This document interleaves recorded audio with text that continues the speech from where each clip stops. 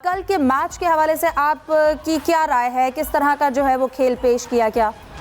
अच्छा स्टार्ट है पाकिस्तान के लिए, क्योंकि एक पहले मैच में जीत ज़रूरी थी।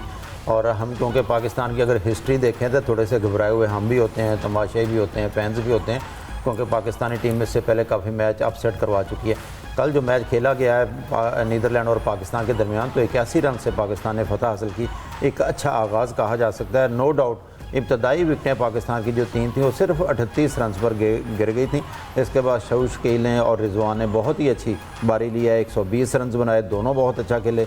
इब्तदा में अगर देखा जाए तो मोहम्मद रिजवान थोड़े से शेकी दिखाई दे रहे थे, लेकिन बाद में वो सेट हो गया और दोनों ने क्रिकेटिंग शॉट्स खेली हैं। और ख़ास तौर पर तारीफ़ करना चाहूँगा शकील की, उन्होंने बिल्कुल जैसे वनडे क्रिकेट होती है कहीं भी प्रेशर में दिखाई नहीं दिए। हाँ, अलबत्ता वो स्वीप शॉट्स खेलने की कोशिश में अपना बाउंड्री पे कैच हो गया और बोल्ड हो गया मोहम्मद रिजवान। दोनों ने 68 रन बनाए। इसके बाद एक अच्छी शराकत हुई, जो कि कहा जाता है वनडे में एक अच्छी शराकत बहुत ज़रूरी है, वो मोहम्मद नवाज़ और शादाब के दरमियान हुई 62 रन की। तो इस तरह से पाकिस्तान फिर आखिरी विकेट पर भी 16-17 रन बने, हारिस रऊफ़ और शाहिन शाह अफरीदी ने बनाए। एक अच्छा टोटल था, लेकिन बहुत ज़्यादा नहीं था, क्योंकि नीदरलैंड की टीम को अगर देखें उनकी बॉलिंग साइड को, तो उनके बॉलर जो हैं उनको इतना एक्सपीरियंस और इतना एक्सपोजर नहीं है जितना पाकिस्तानी टीम को हासिल है। इस वजह से इब्तदा में लगता था विक्रमजीत सिंह जब उनके ओपनर हैं बहुत अच्छा खेले हैं। मैं समझता हूँ पूरे मैच में एक टर्निंग पॉइंट यही था जब शादाब ने 52 रन पर उनके ओपनर को आउट किया था। इसके बाद प्रेशर में दिखाई दी उनकी टीम, बॉलर्स ने उनके ने डी लीड ने सबसे अच्छी बॉलिंग की है। 2 दफ़ा उन्होंने एक ओवर में 2 विकेटें गिराई हैं, लेकिन बहुत ज़्यादा पाकिस्तानी टीम को डिस्टर्ब नहीं कर सके। हाँ, अलबत्ता आगे चलकर भी ज़ाहिर है हम गुफ्तगू करेंगे कि पाकिस्तान में बहुत सी खामियां दिखाई दी हैं कल के मैच में, जो अगले मैचों में मुश्किल टीमें आएंगी, सख्त टीमें आएंगी जिनका मुकाबला होगा, और नीदरलैंड जैसी टीम आगे कोई भी नहीं होगी। बिल्कुल, अभी तो नीदरलैंड के साथ मैच था। सलीम साहब, आप कहिएगा कल जो पाकिस्तान की जानिब से खेल पेश किया क्या, किस तरह देखते हैं जैसे पाकिस्तान की जानिब से बैटिंग की गई, जो हमारी बॉलिंग लाइन थी? देखें, अच्छी है, फतह मिल गई पाकिस्तान को। और जिस तरह अभी जाहिद भाई भी कह रहे थे कि शुरू में थोड़े से शेकी नजर आया पाकिस्तानी टीम, और जब पाकिस्तान का छोटी टीम से मैच होता है तो सारे लोग ही परेशान होते हैं। जैसे आपने भी मुबारकबाद दी कि नीदरलैंड से जीत लेते, क्योंकि शायद किसी में आपके जहन में भी ऐसा हो कि मैच फंस ना जाए। जब शुरू में 3 विकेटें गिरी थी, बाबर भी आउट हो गए थे, तो थोड़ा सा परेशान तो सारे लोग ही हुए थे। लेकिन सऊद बहुत एक्स्ट्राऑर्डिनरी उन्होंने इनिंग्स खेली। अमूमन उनके बारे में एक तासुर ये था कि रेड बॉल के अच्छे प्लेयर है, लेकिन बहुत तेजी से वो अपने आप को मनवा रहे हैं कि वो वनडे में बहुत अच्छा वो परफॉर्म कर रहे हैं। और अच्छा किया पीसीबी ने कि उनको सेलेक्ट किया और फिर अभी खिलाया उनको। टूर सिलेक्शन कमेटी ने उन्होंने अपनी वर्थ साबित की और रिजवान के साथ एक अच्छी शराकत बनाई, जिसकी बहुत ज्यादा पाकिस्तान को जरूरत थी। क्योंकि अगर पाकिस्तान टीम 250 से कम रन बनाती, जैसे 220 या कुछ, तो मैच फंस भी सकता था। एक और अच्छी बात यह है कि हमारे बॉलर्स बहुत ज्यादा प्रेशर में थे थ्रू आउट एशिया कप से, जब इंडिया के खिलाफ बहुत ज्यादा रन दिए थे। फिर एशिया कप में जिस तरह की खराब परफॉर्मेंस रही, यहाँ दोनों जो वार्म अप मैचेस हुए इंडिया में 340 प्लस स्कोर करवाया हमारे पेस अटैक ने। और हम पूरी दुनिया बल्कि ये बात कहती है कि पाकिस्तान का बॉलिंग अटैक सबसे अच्छा है, लेकिन अब इस तरह की बातें हो रही थी कि ये तो बिल्कुल ही फारिग बॉलिंग अटैक लग रहा है, अच्छी बॉलिंग नहीं कर। फिर नसीम शाह भी इंजर्ड हो गए, तो बहुत ज्यादा दबाव था। चाहे वो हारिस हो, शाहीन हो, हारिस की जो पिछला मैच था उन्होंने शायद 90 प्लस रन दिए थे, उनके ऊपर भी बहुत ज्यादा दबाव था। लेकिन अच्छी चीज ये है कि पेसर्स ने भी परफॉर्म किया और शादाब ने वो कि 1 विकेट ली, लेकिन उनका प्रेशर जो उनके ऊपर था कम हुआ होगा। तो ये इस फतह से पाकिस्तान टीम के लिए बहुत अच्छा एक आगाज मिल गया, और उम्मीद है कि ये एक अच्छा मोमेंटम बनेगा। आगे श्रीलंका है, फिर इंडिया है, फिर टीम आगे आती जाएगी। एक तरह से मैं कह रहा हूँ अच्छा हुआ ये कि वर्ल्ड कप से पहले पाकिस्तान टीम के बारे में इस तरह की बातें हुई कि ये बॉलिंग इनकी इतनी अच्छी नहीं है, ये है वो है।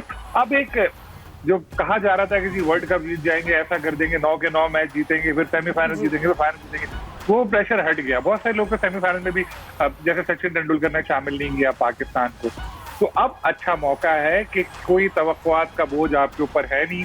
एक पहला मैच जीता, इसी तरह जीतते रहें और आगे जाए, और फिर वर्ल्ड कप भी जीतें। अब्बास साहब, आप कहिएगा कि पाकिस्तान ने पहले 2 वार्म अप मैचेस जो थे वो हारे। अब नीदरलैंड्स के खिलाफ आगाज हुआ जब वर्ल्ड कप का मैचेस का, पाकिस्तान ने वो जीत लिया। जैसा खेल पेश किया गया, क्या किसी तरह के प्रेशर में थे? बाबर आजम की जानिब से इससे पहले जब प्रेस कॉन्फ्रेंस में कहा गया तो उन्होंने कहा कोई एक्स्ट्रा प्रेशर नहीं है। जी बिल्कुल, एक्स्ट्रा प्रेशर कहा तो आमतौर पे यही जाता है, ये जुमला बार बार कप्तान दोहराते हैं, लेकिन प्रेशर होता है। इंटरनेशनल क्रिकेट का भी प्रेशर होता है और वर्ल्ड कप का भी प्रेशर होता है, और जो टीम प्रेशर हैंडल करती है वही कामयाबी हासिल करती है। तो अच्छी बात है कि पाकिस्तान टीम पे प्रेशर था, क्योंकि वामा मैचेस में परफॉर्मेंस बॉलर्स की ख़ास तौर पे अच्छी नहीं थी।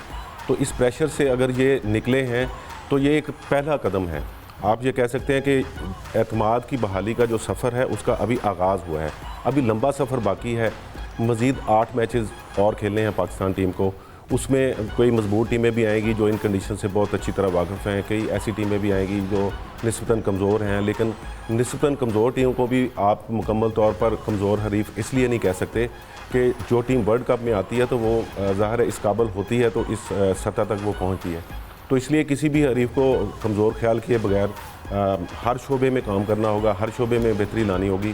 ख़ास तौर पे पाकिस्तान की जो मेरे ख्याल में सबसे बड़ी तशवीश का पहलू है वो इनकी टॉप ऑर्डर है। टॉप ऑर्डर में पाकिस्तान के जो 3 बैटर्स हैं, टॉप 3, फ़खर ज़मान, इमामुल हक और बाबर आज़म, ये दुनिया के बेस्ट टॉप 3 थे और टॉप 5 में शामिल रहे थे, इनमें से अब भी हैं।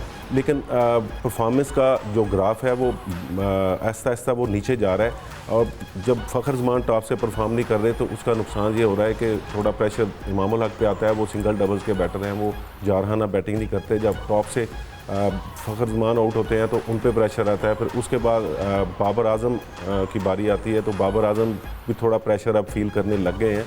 तो मसला ये है कि अगर टॉप पे पाकिस्तान बेटर परफॉर्म करता है, ख़ास तौर पे फ़खर ज़मान, अगर कोई बुरी बात नहीं है अगर उनकी जगह अब्दुल्ला शफीक को मौका दिया जाए, तो ये तजर्बा अगर पाकिस्तान का कामयाब हो जाता है तो फिर कम्बिनेशन जो है पाकिस्तान का निस्बतन बेहतर होगा। अच्छी बात ये भी है कि पेसर जो हैं वो थोड़ा सा उनका जो रिदम लैक कर रहा था वो रिदम में वापस आए हैं, बेहतर परफॉर्मेंस रही है।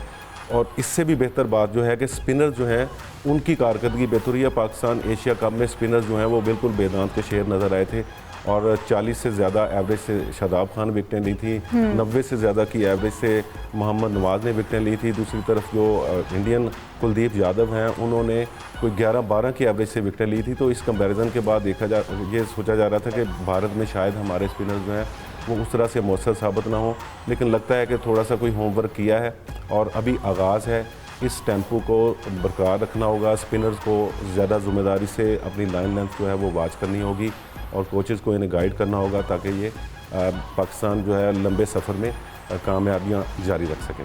ठीक है जाहिद साहब, आपकी जाने भी आऊँगी, लेकिन पहले सऊद शकील ने कल बेहतरीन 50 जो है वो स्कोर की और उस पर उन्हें मैन ऑफ द मैच करार दिया गया है। सऊद शकील ने वर्ल्ड कप की दूसरी तेज़ तरीन 50 बनाई है और उन्होंने कहा कि अपनी परफॉर्मेंस से वो बहुत खुश हैं और पूरी टीम ने बेहतरीन कारकर्दगी दिखाई है। very much pleased with the performance of mine.